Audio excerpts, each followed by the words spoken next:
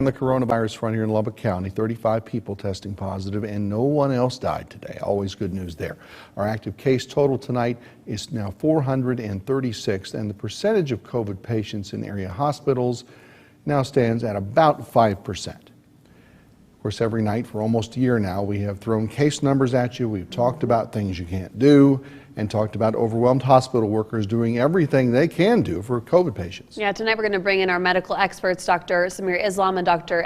Sam Islam, a family of lifesavers tonight joining us. Thank you so much. All right, Dr. Sam, you wrote a heart-wrenching article we just wrote detailing your work and the medical intensive care unit at UMC that we read earlier. You explain great detail what it's like just caring for these patients, how tough it is to wear all the PPE, especially when it comes to communicating. Gosh, you've been through so much. Walk us through a day in that COVID suit.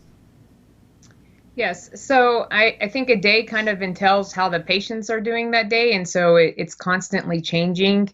But a lot of times we try to kind of pre-round on the patients and then suit up, go in. A lot of times I'll have a iPad so I can FaceTime the families to update their loved ones so they can see their loved ones.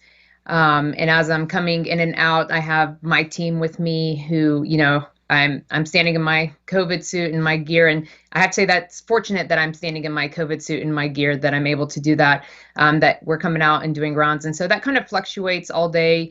The nurses and the respiratory therapists, everyone that works, in the medical ICU is a phenomenal team to make that happen. And so everyone's kind of out of their suits every day, during rounds. Sam, we mentioned the things people see on the news every night, and we know the folks get tired of it. We do too. But the bigger issue here is healthcare workers who are experiencing this COVID fatigue. Can you speak to that and how you and others are getting through this day by day, week by week here? Yeah, I think probably the first most important thing is recognizing it and being open about it. And the ICU team and the nurses, we're just very forthcoming about kind of our emotions about it and the strain about it. And it's a lot of stress on everybody, and it's a lot of suffering you're seeing from the families. Your heart goes out to them, and they're just things that you can't change. And I think just talking about it and being open with your emotions about it, and finding a good support group that works for you.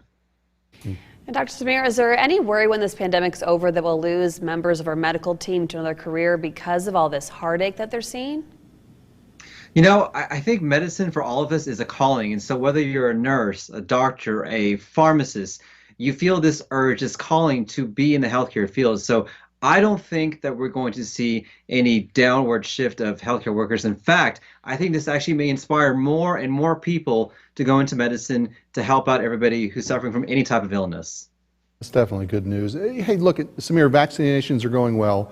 Daily numbers are down. Do you see the same light at the end of the tunnel from the two of yours perspective that we do here? I really do think so, because we have vaccines coming out. More and more people are getting vaccinated. We have more and more vaccines coming in as well. And so I think that, hopefully we're getting to a point now where we can actually start to say we're getting more normal. And I think we are seeing that light at the tunnel.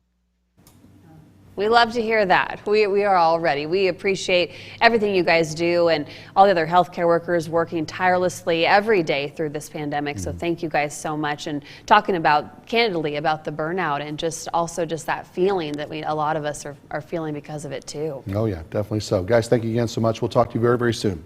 While